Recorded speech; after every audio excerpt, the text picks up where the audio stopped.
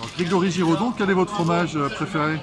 Chabichou du Poitou, voilà, fromage de chèvre. Alors pourquoi ce fromage-là? Parce que le chabichou du Poitou a aussi ses origines, c'est l'arrivée des chèvres en France. Charles Martel, 732, qui arrête les Sarrasins à Poitiers. Et en fait, une partie des hommes, des femmes quittent les terres, une autre partie reste sur place. Et c'est là où on commence la fabrication des fromages de chèvre. Et Chabichou du Poitou, voilà, c'est une appellation d'origine protégée. On a dessus un cycle CDP entouré d'un rond, donc c'est ce qui fait sa signature.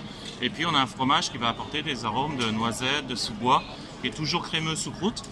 Nous, on travaille en direct avec le producteur ou avec un affineur pour avoir ce fromage sur mesure.